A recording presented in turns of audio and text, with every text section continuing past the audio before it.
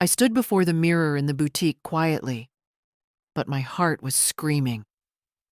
I held a pale lavender dress to my chest, feeling its soft silk cool against my skin, and thought, if I wear this, will she know I'm missing at her side? She's going to be beautiful, the shop assistant said, adjusting the dress on its hanger. I nodded, even though every smile felt borrowed.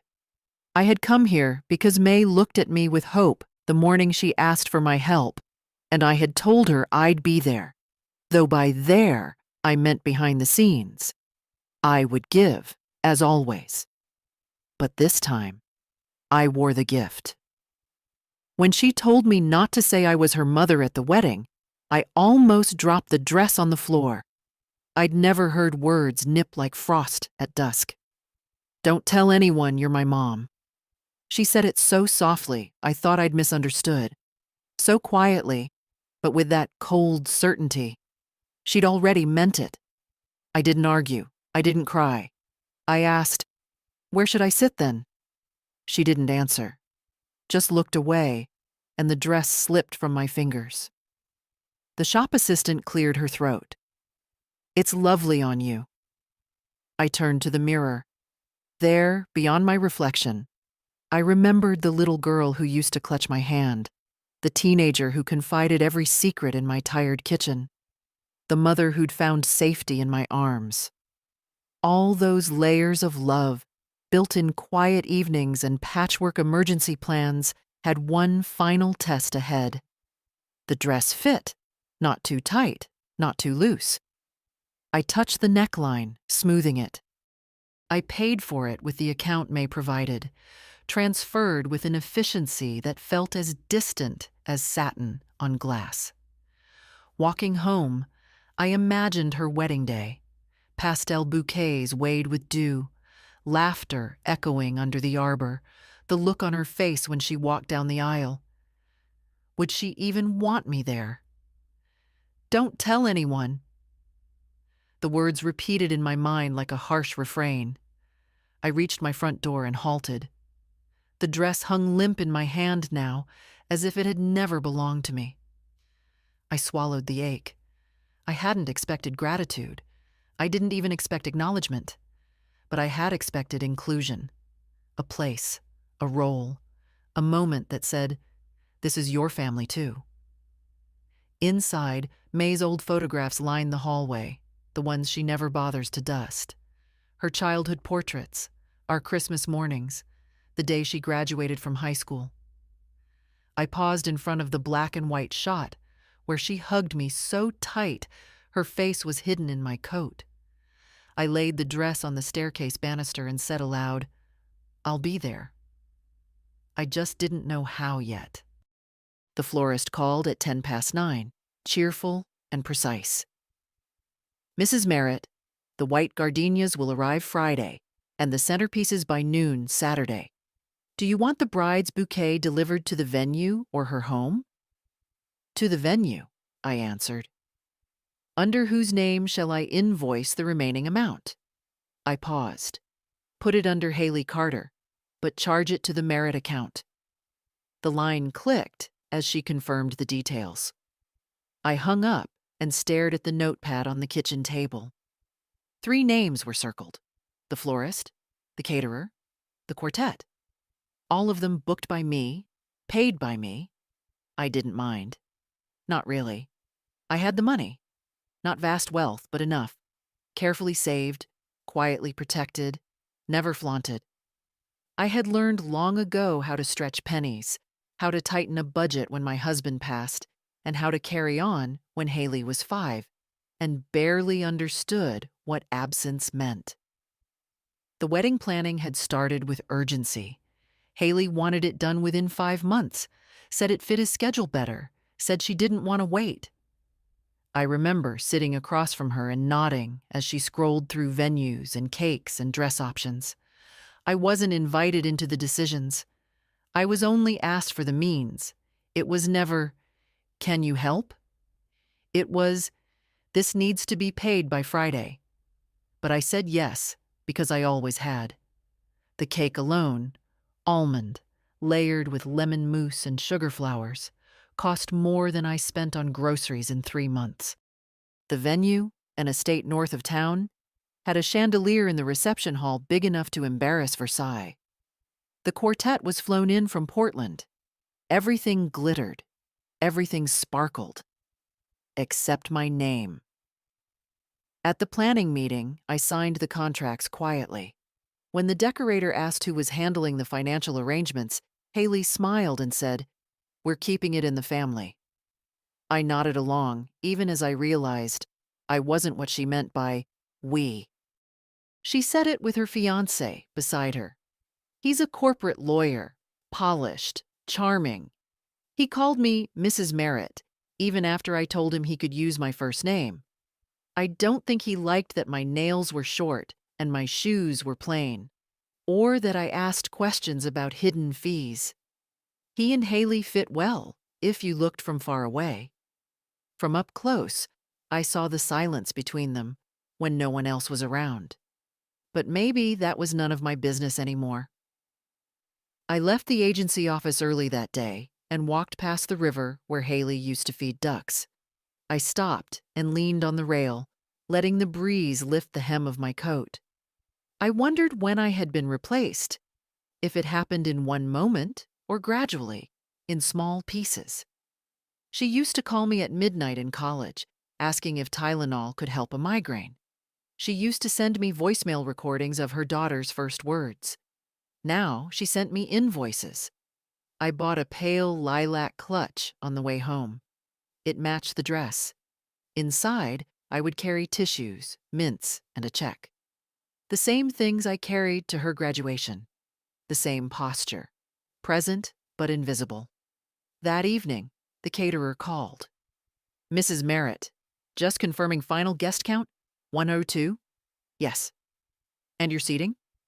"I'm not assigned a table," I said. A beat of silence. "Oh, I'll make a note."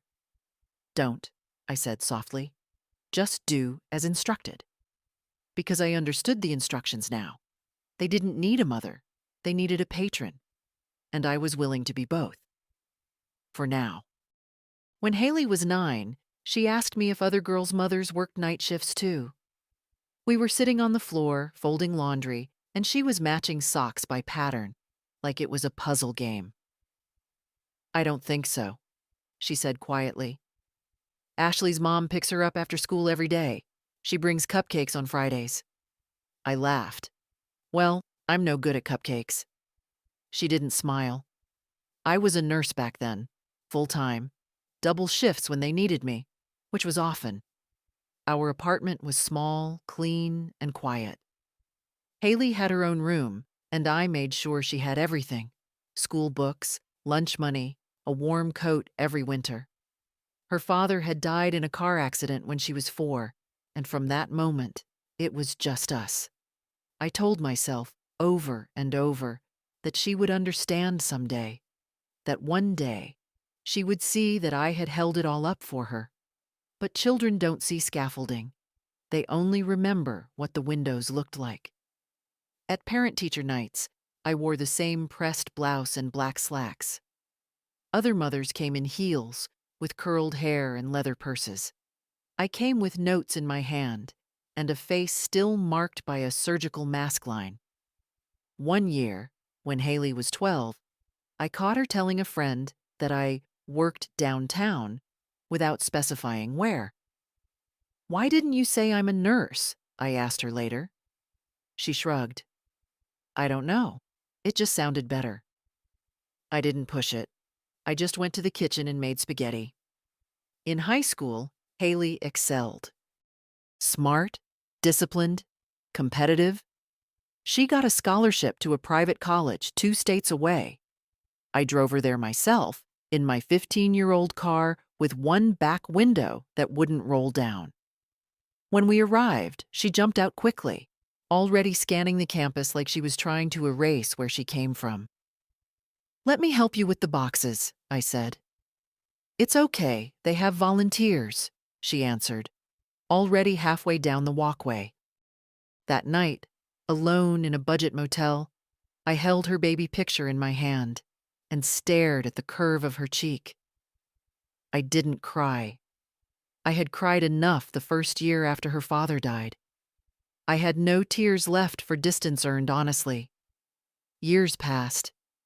She became someone with clean lines and soft speech, someone who read legal documents without blinking, who corrected my grammar once in front of her colleagues. But I kept showing up. I paid for her internship apartment that summer in Chicago. I paid to fix her car when she rear-ended someone on the freeway. I sent her grocery money when the firm delayed her first paycheck. She never asked with entitlement. She always said, "I'll pay you back." She never did. And I never asked. Because some debts aren't about the money. They're about belief. About saying with action, "I still believe in you," even when they begin to believe less in you. The first time I realized she was embarrassed by me, really embarrassed, was when she called to say she couldn't make it to Thanksgiving. "We're going to my fiancé's parents," she said. "They live in the city?" "More or less." I found out later they were 15 miles away. I baked pie anyway. Apple, with a touch of lemon zest, the way she liked it when she was small. No one came to eat it. After that, we spoke less. Always polite, always transactional. Her voice had a cadence reserved for phone trees and customer service. So when she asked for help with the wedding, no warmth, no preamble, I said yes. Because I'd said yes to everything. Because I thought maybe, finally, this was the thing that would bring me back into the light of her affection. I never expected gratitude, but I also never expected shame. The morning before the wedding, I stood in the bathroom curling my hair for the first time in years. I wasn't very good at it anymore. My wrist stiffened with age, and the iron never clamped quite where I aimed. But I kept at it. The dress was laid across the bed, its soft lilac folds catching the early sun. I'd steamed it carefully the night before and polished the little clasp on the matching clutch. My low-heeled shoes sat by the door. All that remained was the invitation. Only it hadn't come. I checked the mail again, just in case. Still nothing. A flyer, a utility bill, a coupon for a carpet service I didn't need.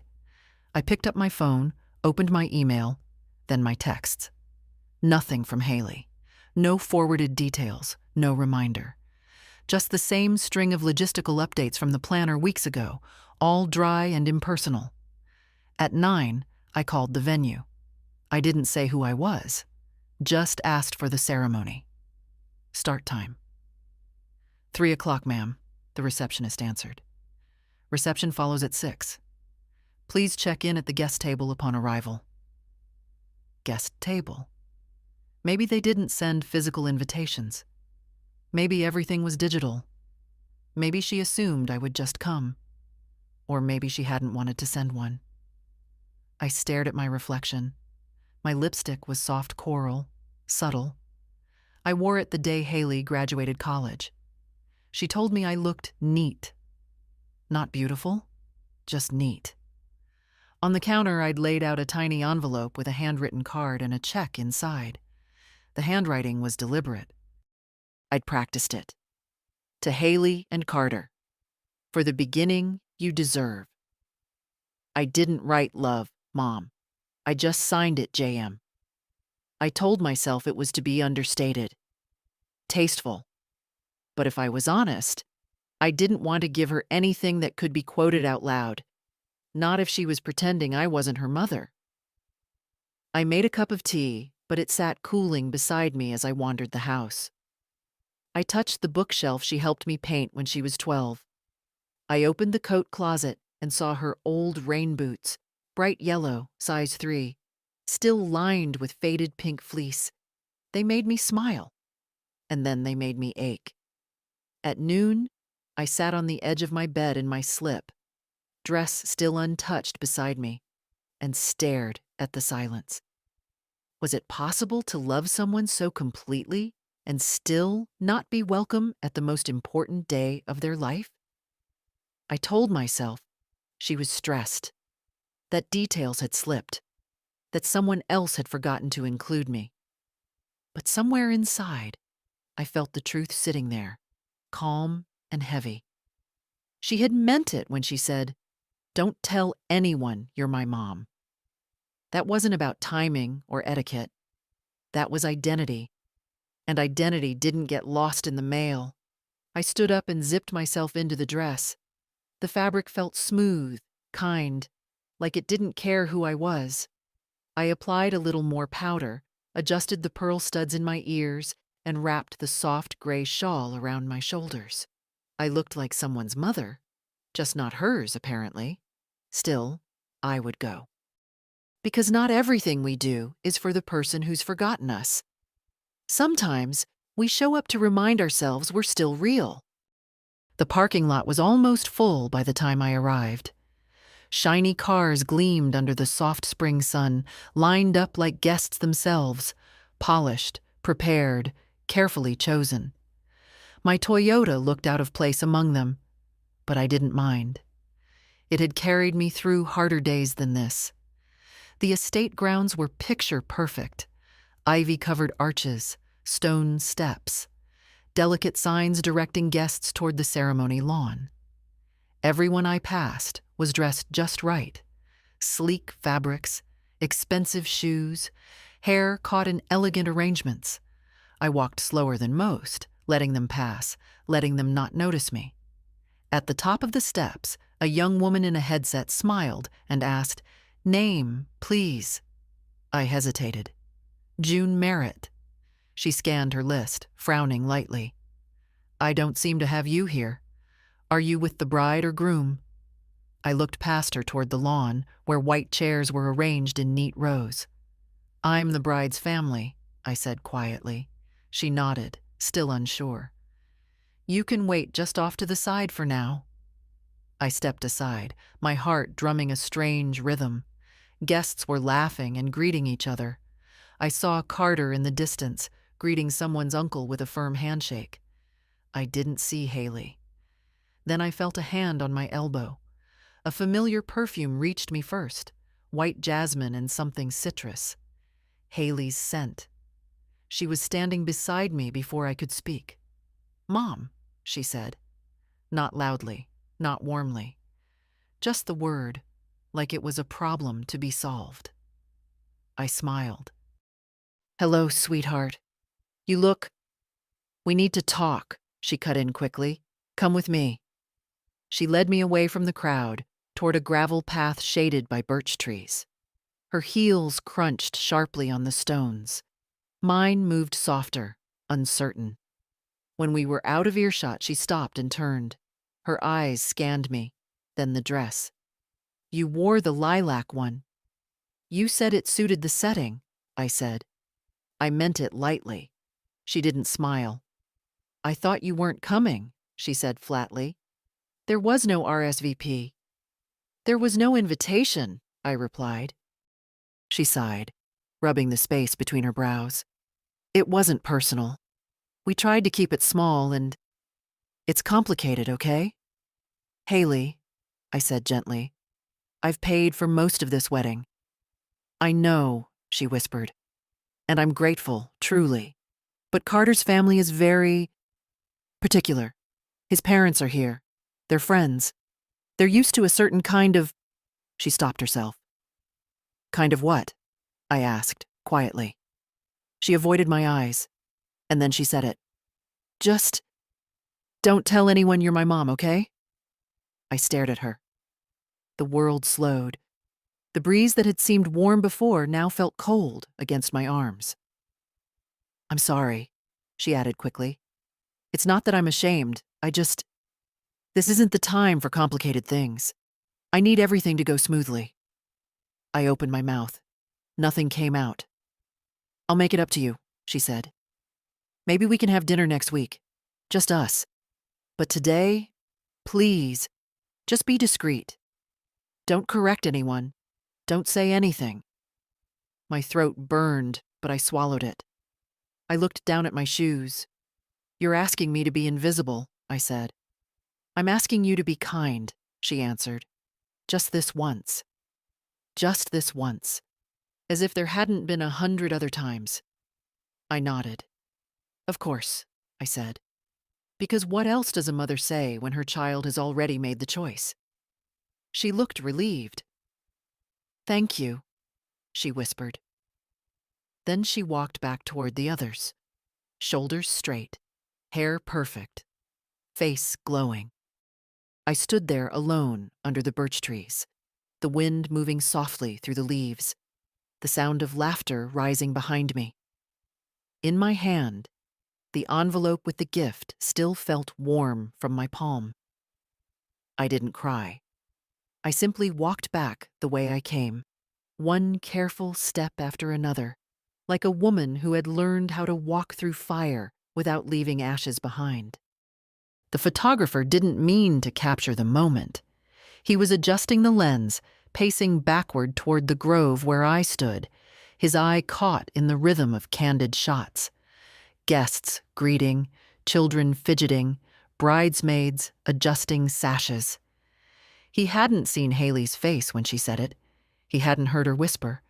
But he caught the way her hand gripped my elbow, the tension in my posture, the way I looked not at her, but just past her, somewhere far behind.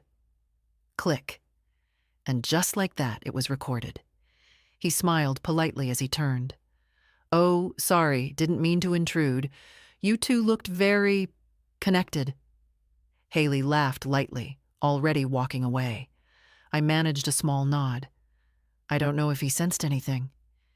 Maybe later, as he sorted the shots, he'd notice the tilt of my body or the way her fingers pressed too tightly into my sleeve. Maybe he wouldn't. I stood still for a few more seconds, letting the weight of the conversation settle inside me like stones in a river. Then I turned and walked quietly down the side path, away from the music, the chairs, the sound of string instruments warming up. No one stopped me. No one looked twice. At the parking lot, my car was where I'd left it, dull gray among glossy chrome. I unlocked it, slid in, and sat with the door ajar, letting air wash over me. The dress had creased at the waist. I smoothed it with one hand, mechanically. My hands didn't shake. They should have, I suppose. That's what people imagine when mothers are rejected. Shaking hands, wailing hearts, public tears. But the hurt in me didn't rise up. It settled. Deep. Solid. Like something that had always been waiting to happen. The check was still in my clutch. I looked at it now, folded with care, written with ink that didn't smudge. To Haley and Carter, it said. It didn't matter if I added with love.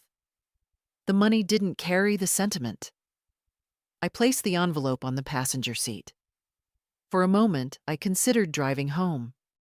Then I drove instead to the edge of town. There, in a quiet cafe near the lake, I sat with a cup of coffee and no appetite. The waitress asked if I wanted cream. I said no, and she didn't ask why. Outside, couples walked dogs. A toddler pointed at ducks. The world moved on, unbothered by a wedding, by a mother dismissed, by a dress worn for someone who didn't want to see it. I stayed there for over an hour.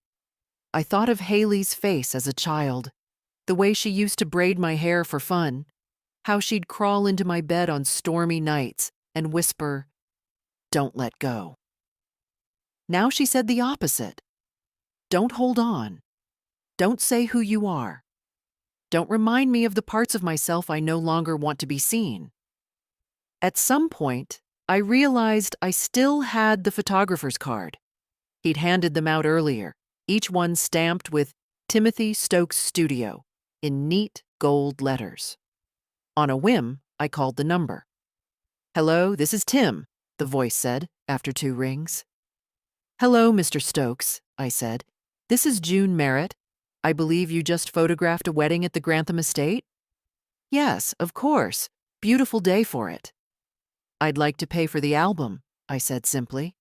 All of it. I believe the bride arranged for a basic package. Please upgrade it to full editorial. Include every image, especially the candids. There was a pause. Certainly. And the delivery address? I gave him mine. Do you want me to send a proof gallery to the couple first? No, I said. Just finish it as you see fit. He hesitated, then said, Understood. I hung up. The album would arrive in 3 weeks, maybe 4. I didn't know if Haley would ever ask about it. I doubted she'd notice. But I would have it. I would hold it. I would remember. The house was quiet when I returned, but not peacefully so. It had the hush of something abandoned, like a church after service, faint perfume in the air, forgotten tissues in the pew. I left the dress on the back of a chair and sat down at the kitchen table without turning on any lights. The silence felt necessary. For a long moment, I just stared at my hands. The left one bore the faint imprint of my wedding ring, worn away years ago when I stopped needing its comfort. The right one rested lightly on my phone. Then I picked it up and called the bank. Thank you for calling Ashland Savings, the voice said cheerfully. How can I help you today? I'd like to speak to someone about recent scheduled payments, I said. My voice surprised me, low, steady, with no tremble. Certainly. I'll connect you with our personal accounts team. A pause, a soft click, then a new voice. Male, warm, efficient. Mrs. Merritt, this is Paul. What can I do for you today? I need to stop a series of payments, large ones, related to a private event. I named the caterer, the florist, the decorator, the estate. He listened without interruption. May I ask the reason for the cancellations? He said gently, like someone trying not to step on a wound. There's been a change in circumstance, I replied, and I no longer wish to finance them. He paused. Some of these payments are scheduled to finalize overnight. If we act now, we can intercept most of them. I'd like you to do that. He continued typing, then said, Done. You'll see funds released back into your account within the next 48 hours. I exhaled slowly. One more thing, I said. I'd like to open a separate trust for my granddaughter. Her name is Sophie Merritt. Of course. Do you have an age in mind for disbursement? 25, I said. Or sooner if she's in school or facing hardship. He paused again. That's very thoughtful. It's overdue, I said. We completed the paperwork by phone as far as we could. I would sign the rest at the branch the next morning. Anything else I can help you with, Mrs. Merritt? No, I said. You've been more helpful than most people in my family today. He chuckled, not unkindly. Well, we try our best. I ended the call and sat back. The kitchen clock ticked steadily. On the fridge was a picture Sophie had drawn years ago, her and me, stick figures holding ice cream, under a sky of crooked blue stars. Her mother never liked that drawing, said it made us look poor. I left it up anyway. I picked up the envelope from the car, the one with the wedding gift. Carefully, I opened it and removed the check. I tore it into 4 slow, precise pieces and dropped them in the wastebasket. Then I opened the freezer and pulled out a container of soup. Split pea. Haley hated it as a child. Sophie still loved it. I heated a bowl, ate it slowly. Every spoonful felt like a return to something, not bitterness, not even grief, just autonomy.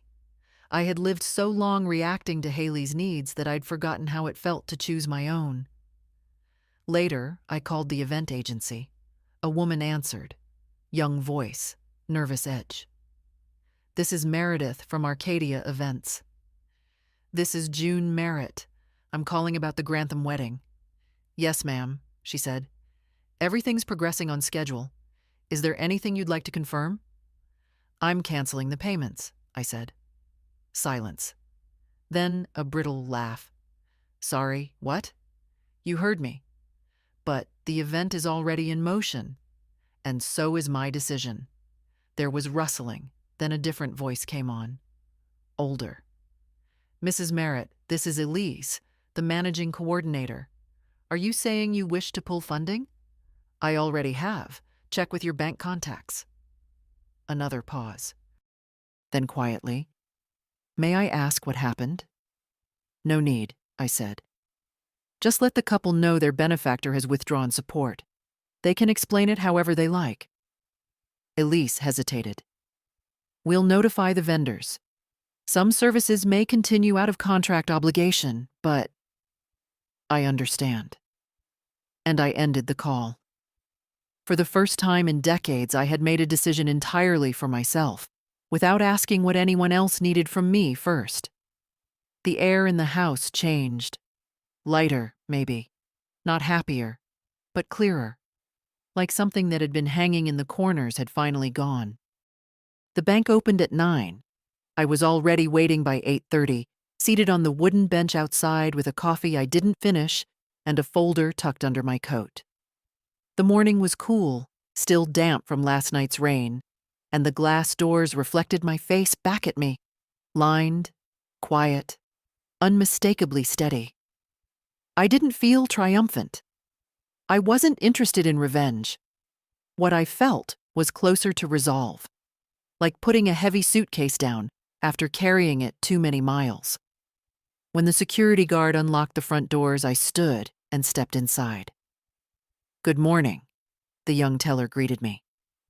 I have an appointment with Paul, I said. About the trust account. She smiled. He's expecting you. Right this way. Paul looked a bit surprised to see me so early, but he stood, shook my hand, and led me to his office. It smelled like printer paper and citrus wipes, the kind of sterile comfort that meant nothing and everything at once. Everything's in place, he said, pulling up files on his screen. The payments were stopped in time. One deposit went through, but it's reversible. The trust draft is ready, just needs your signature. He handed me a printed copy. I read every line, not because I distrusted him, but because I wanted to know exactly what I was giving and to whom. Sophie Merritt, my granddaughter, my only real person in this entire mess, who had looked at me again and again as if I were someone to run toward, not away from. The trust would be modest but solid. Enough to help her through college. Enough to make a choice, any choice, without bargaining with guilt. And if something happens to me before she's of age? I asked. We've built in a secondary clause, he said. It becomes irrevocable and is managed by a third-party custodian until she turns 25. Good, I said. I signed each page slowly, carefully. The pen left a clean blue line across paper that had only ever known my signature in contexts of giving, co-signing loans, wiring tuition, opening joint accounts for people who used me like scaffolding. This one was different. This one was mine. When it was done, Paul slid a copy into a neat folder and handed it to me. She's lucky, he said, meaning it. She's kind, I answered. That's different than lucky. I left the bank and walked 2 blocks to the legal office that had handled my will years ago. The secretary, a woman I hadn't seen since she was pregnant with her second child, looked up and smiled. Mrs. Merritt, it's been a while. I'd like to update my estate documents, I said. Of course, she nodded. I'll see if Mr. Vernon is free. He was.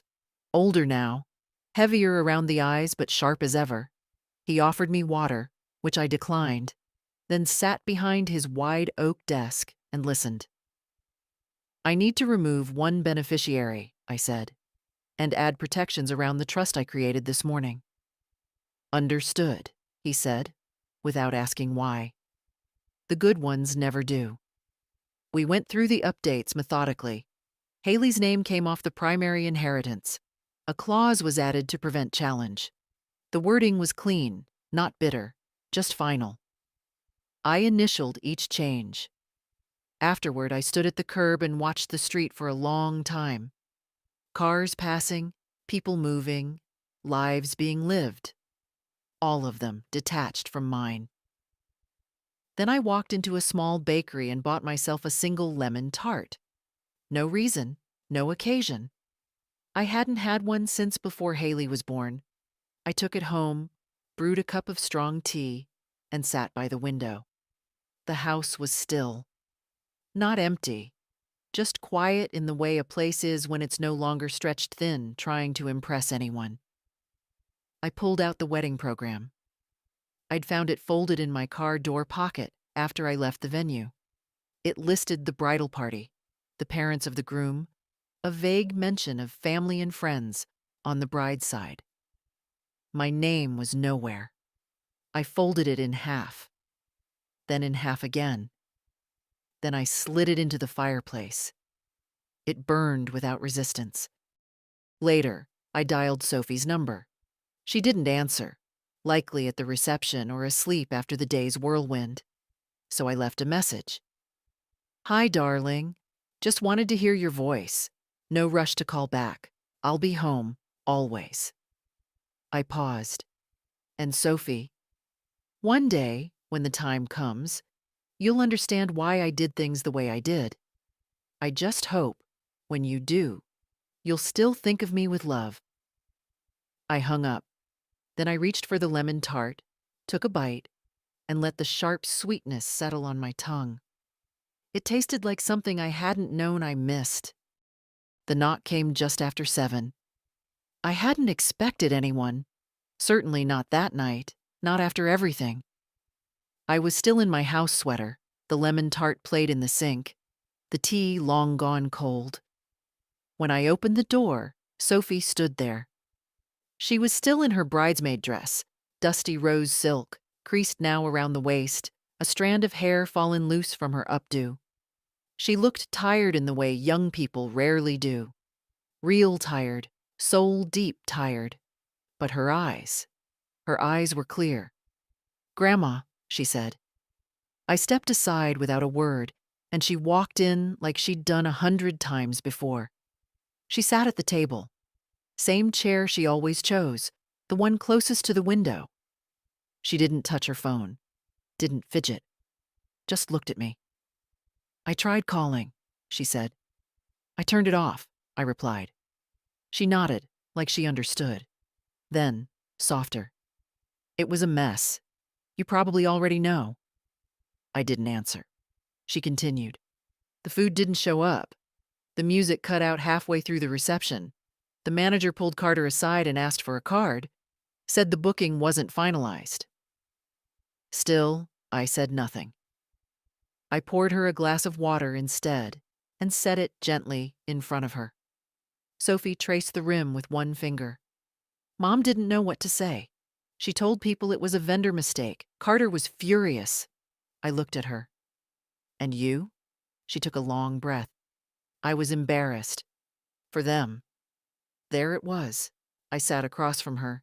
The lamp above us buzzed faintly. Outside, wind moved through the trees. In here, it felt like time had stopped. "She told me what she said to you," Sophie whispered. "Not directly. But I asked why you weren't sitting with us. She brushed it off. Said it was just complicated family stuff. But I saw your face, Grandma, right after she pulled you aside. I saw it." I stared at the tablecloth. Pale linen, a faint tea stain in the corner. It had been Haley's favorite when she was little. She used to trace the embroidered flowers with her fork while I told her bedtime stories at dinner. Sophie reached across the table, touched my hand lightly. "I'm so sorry." I shook my head. "You didn't do anything wrong." "Still," she said, "it wasn't right. And I don't know what's going to happen now, but I wanted to come see you." I couldn't go to bed knowing I hadn't. My fingers curled gently around hers. I didn't cancel the payments to punish her, I said. I need you to understand that. It wasn't anger. It was clarity. For the first time in years, I saw things plain. Sophie nodded slowly. She's always been complicated with you. I never understood why. Because I reminded her of where she came from, I said simply. And some people spend their whole lives trying to outgrow their beginnings, like they're shameful. But roots don't disappear just because you dress up the branches. She was quiet for a long time. Finally, she said, "They're angry, Mom and Carter. I heard them talking when they thought I was out of earshot. They feel humiliated, exposed. I imagine they do. She said you undermined her, that you embarrassed her." I looked up, meeting Sophie's eyes. "What do you think?" She didn't flinch. "I think she embarrassed herself." I wanted to cry then, not from pain, but from relief, from the quiet, steady presence of someone who saw, who had always seen, even if she didn't have the words before. I stood and opened the cupboard, pulling out the small tin of sugar cookies Sophie liked since she was little. The ones with too much powdered sugar and uneven edges. I set the tin down. She smiled. "You didn't have to come tonight," I said. "I did," she replied. "I didn't want you to think you were alone." I poured us both tea. We drank in silence. When she left, she hugged me hard. Not like a child clinging, and not like a guest saying goodbye, but like someone anchoring both of us to something solid. At the door, she paused. "Can I come tomorrow? Help you with the garden?" I smiled. "I'd like that." After she left, I stood for a long time in the hallway, listening to the quiet tick of the clock and the wind in the trees. Not lonely, just still. I turned off the porch light. Whatever happened next, I would be fine. The call came just after 9 the next morning. I was in the backyard, digging shallow rows for marigolds, the soil still cool from dawn. My gloves were dusty, my knees sore, and the phone buzzed against my hip with that stubborn insistence only family seems to summon. I didn't answer right away. I finished the row first, patted it down, then sat back on my heels before pulling off one glove and checking the screen. Haley. I let it ring out once, then again. The third time, I picked up. "Hello." Her voice came sharp, tight, the kind of tone that's already halfway through a sentence before the greeting. "Why didn't you tell me you were pulling the funding?" I stood slowly, brushed dirt from my palms. "Good morning to you, too." "Mom," she said, lowering her voice like someone nearby might be listening. "Do you have any idea what kind of scene you caused?" I didn't cause anything. I stopped paying for something I was asked to keep quiet about. That's not sabotage, Haley. That's silence becoming self-respect. "I trusted you," she said. "I asked you to keep things discreet. You said you would. I did keep it discreet. You're the one who put me on the sidelines, remember?" There was a pause. I heard her exhale, sharp through the receiver. "You embarrassed me." "No, Haley. You did that when you asked me not to tell people I was your mother." "That's not what I meant." "It's exactly what you meant." Her voice rose slightly. "Do you know how hard I worked to make that day perfect? And you—" "Haley," I interrupted gently. "Did you even notice I left?" That stopped her. I could hear the gears turning. The pause was longer this time. Maybe she hadn't. Maybe she was too caught up in the wine and the speeches and the photographers. "I noticed," she said finally.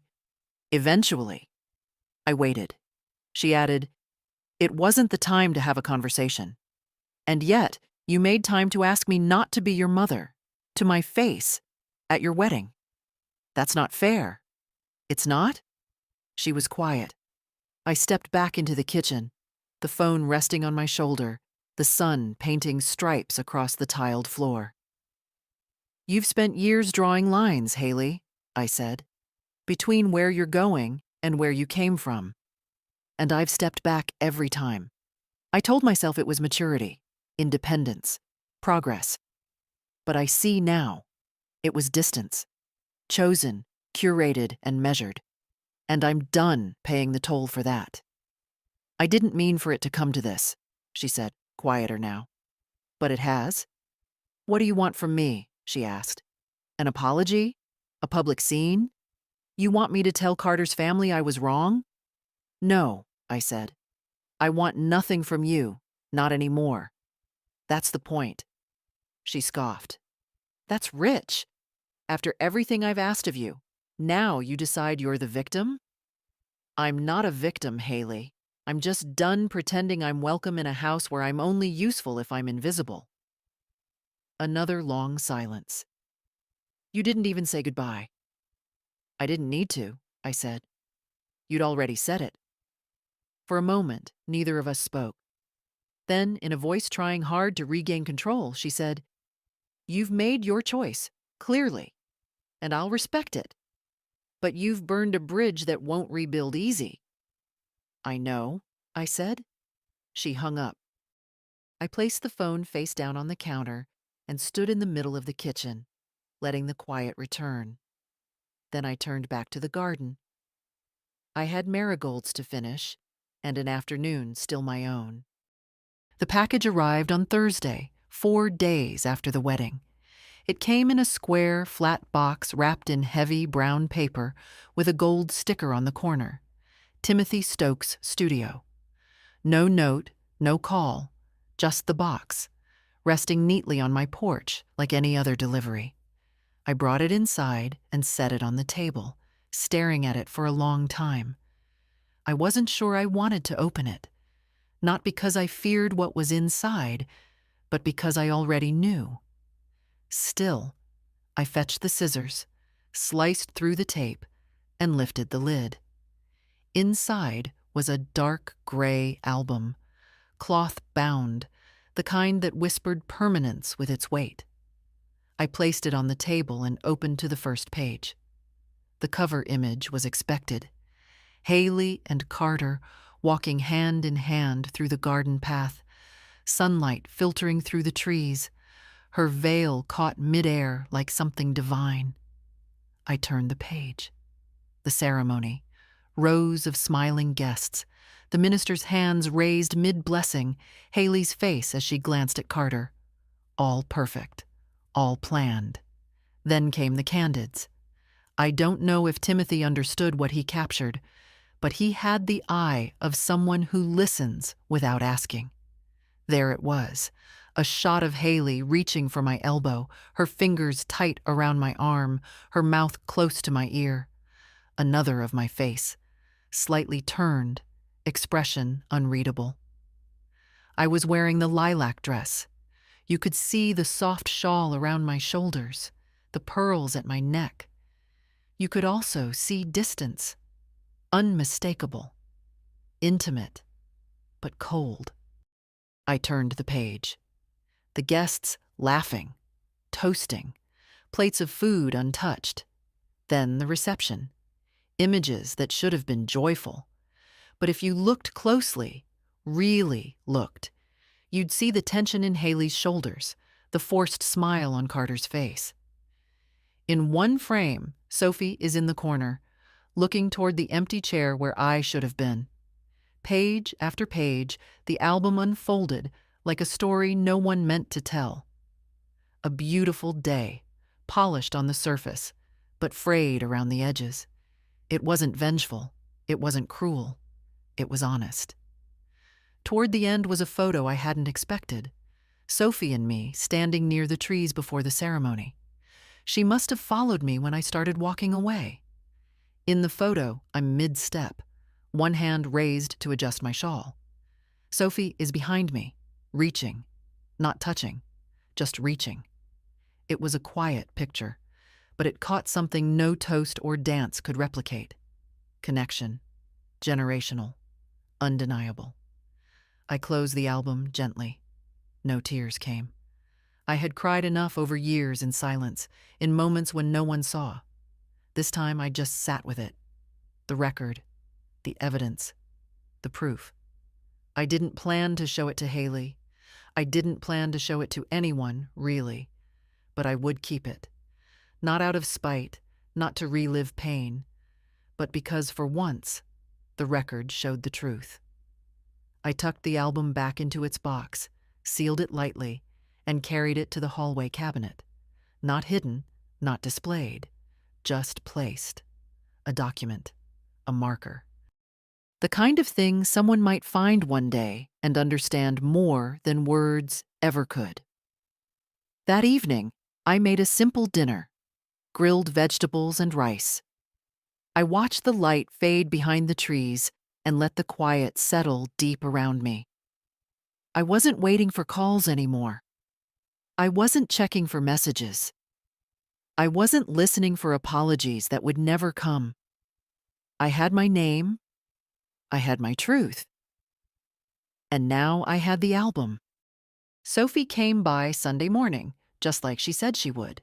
She was in jeans, her hair pulled back in a loose knot, holding a paper bag with 2 still warm scones and a folded newspaper.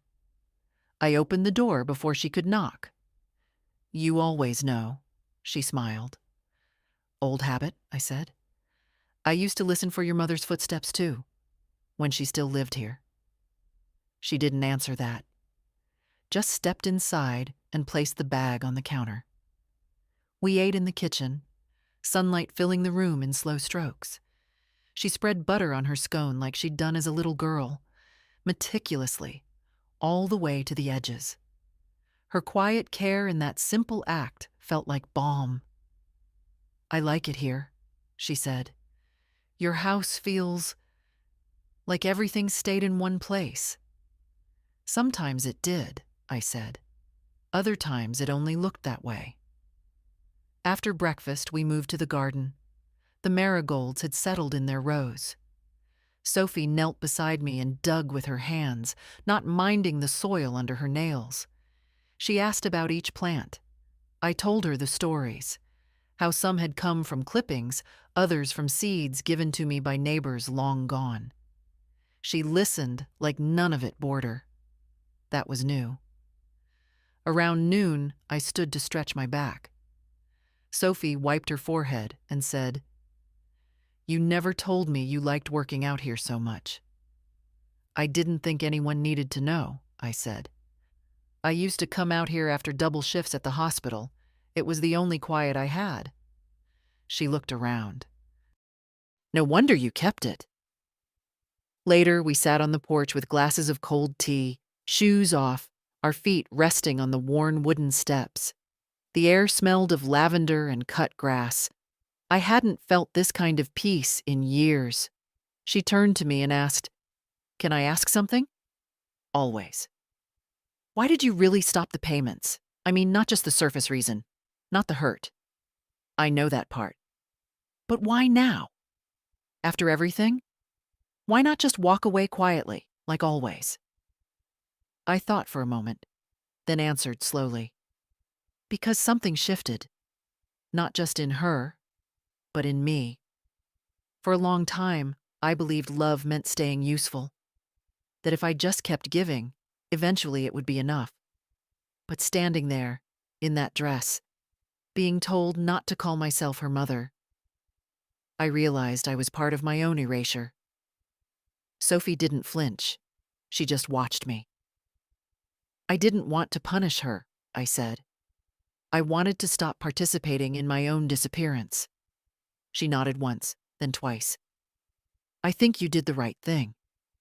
"It didn't feel brave," I said. "It just felt necessary." She was quiet a while.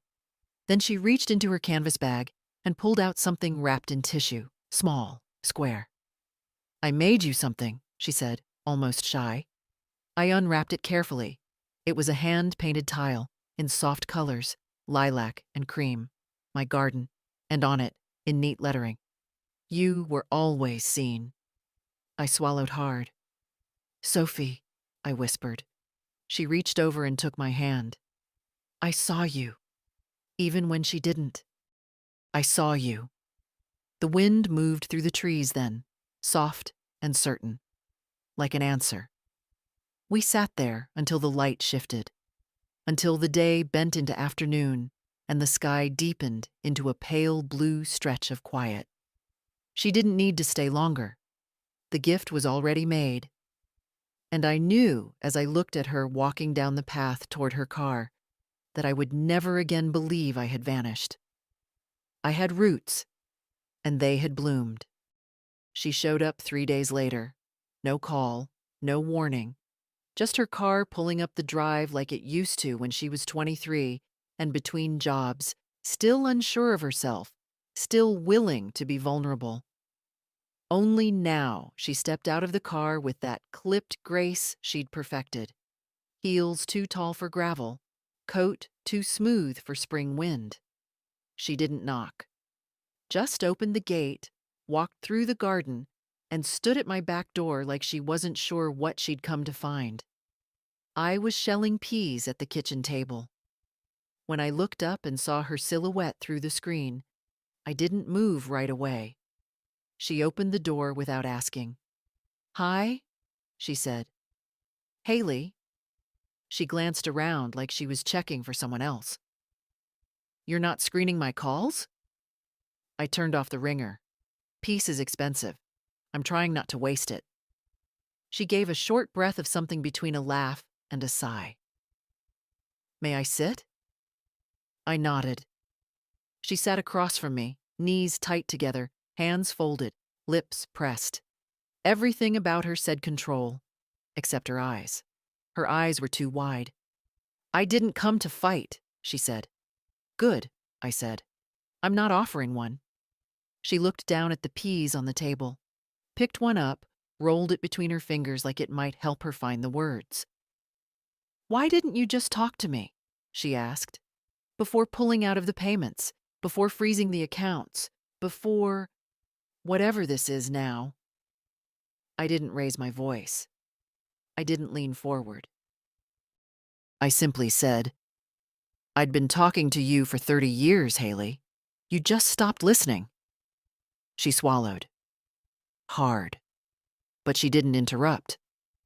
You asked me to be part of something, I continued, but only in the ways that were convenient. You wanted the money, the help, the support, but not the presence, not the truth of me. I didn't mean it like that, she said quickly. The wedding, it was complicated. No, I said. It was clear. You asked me not to tell anyone I was your mother. That wasn't about stress. That was about shame. Her shoulders stiffened. That's not fair. It's not kind either, but it's true. She stood abruptly, walked to the window, arms folded. I built something, she said. A life, a career, a place in the world, and sometimes I didn't know how to fit you into it. That's not the same as being ashamed. You didn't need to fit me, I said. You just needed to let me be. She turned to me, her voice shaking. You have no idea how hard I worked to keep things from falling apart. You think I married for comfort? I married because I was tired of drowning. I built my life on order because all I remember from childhood is you crying at the kitchen sink and bills we couldn't pay. I said nothing. You think I forgot who you are? She whispered. I remember every night you stayed awake while I was sick. Every shift you picked up when we couldn't afford heating. I remember how your hands looked after 15 hours in latex gloves. I looked at her then.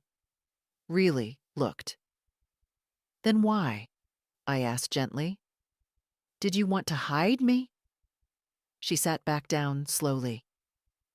Because if I let the truth of you into that room, she said, I was afraid I'd lose what I built. And did you? She shook her head. No, but I lost something else. We sat there in silence. I'm not here for forgiveness, she said finally. I'm not even sure I deserve it.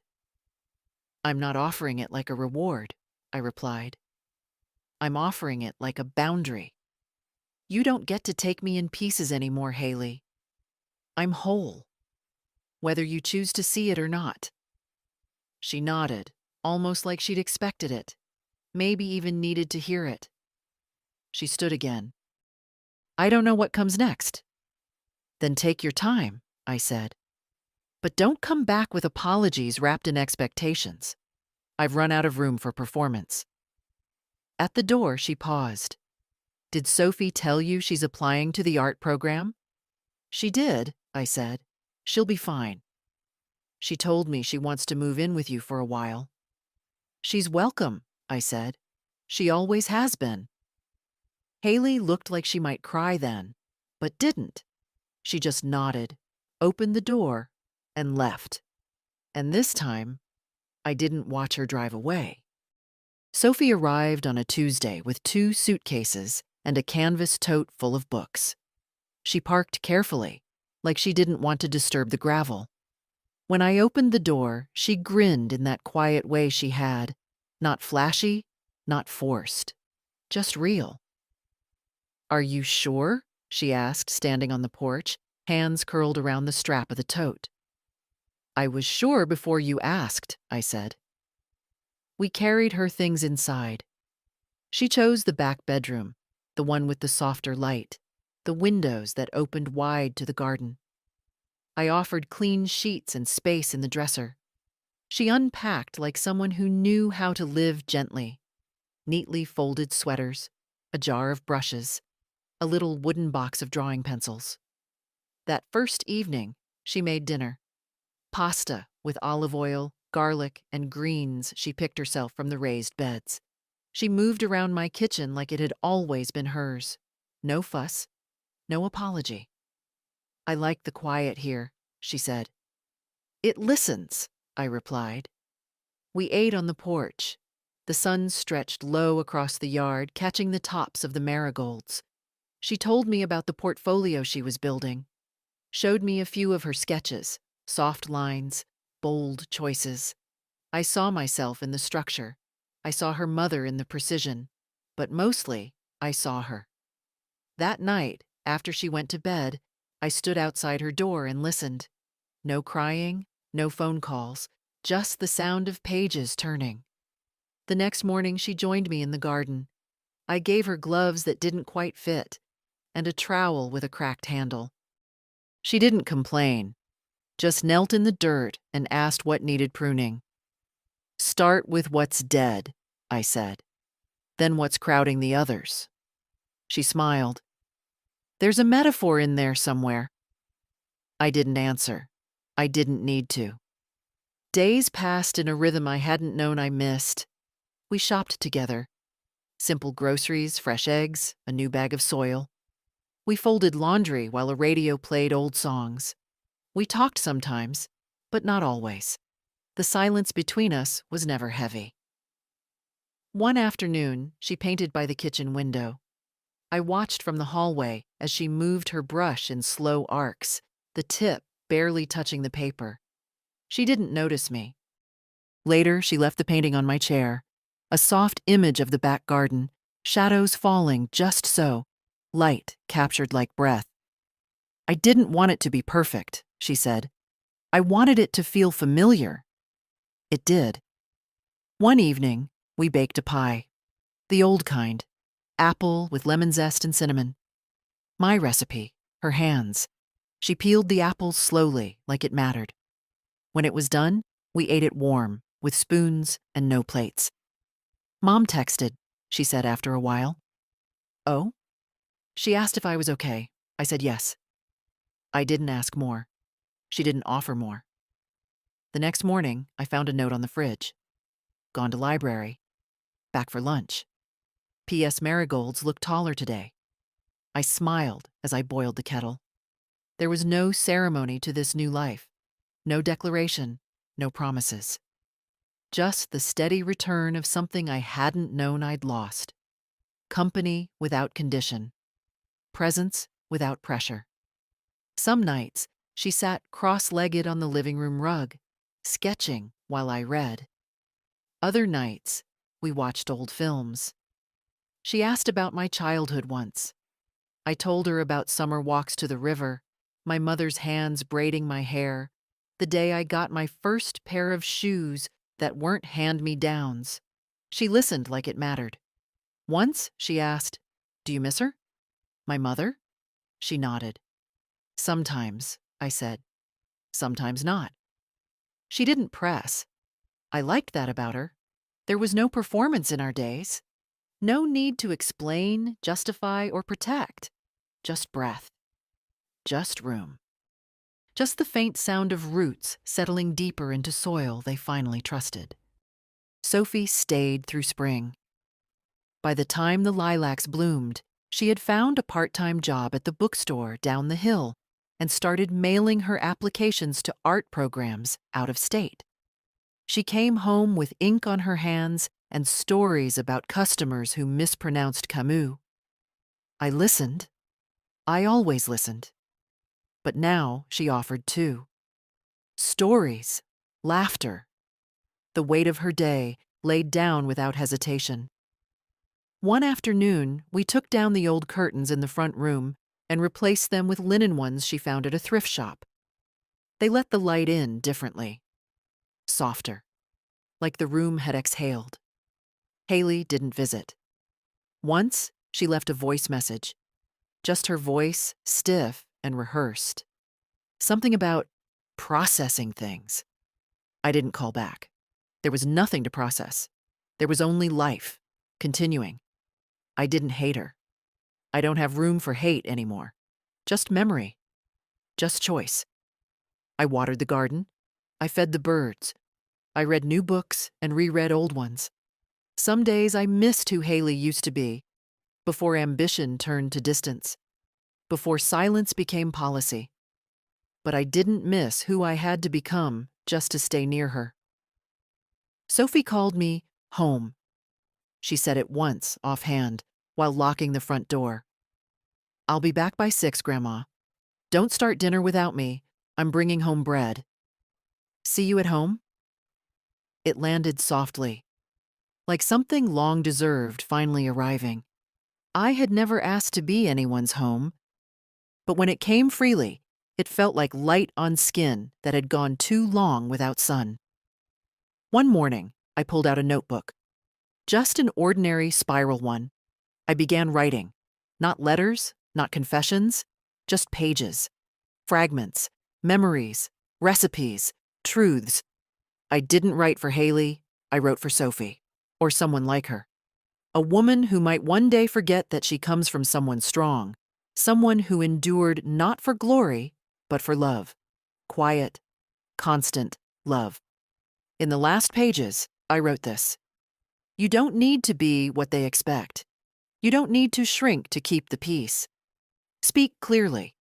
Walk softly if you like, but never erase your own name to fit in someone else's picture. Love, yes, but love with your whole self, not just the parts they applaud. And when you feel forgotten, come home, to the earth, to the work of your own hands, to a kitchen that smells like something sweet. You are not invisible, not ever. Sophie read it, quietly. She didn't cry. She just hugged me and said, "This is what I'll keep." I nodded. That evening, we sat outside with tea. The sun dipped low, and the garden was loud with bees. I thought of everything I'd held inside for so many years. The silence I'd called grace. The effort I'd mistaken for love. The patience that had nearly undone me. And I thought of now. Of Sophie's bare feet in the grass. Of my own voice, steady and unafraid. Of the album in the cabinet. The tile on the wall. Of marigolds blooming despite the frost. You don't need a crowd to know you exist. You don't need applause to be whole. You just need someone to see you and to see yourself when they can't. And if you've read this far, maybe it's time you wrote your own ending, or your own beginning. Quietly, yes, but fully. No permission needed.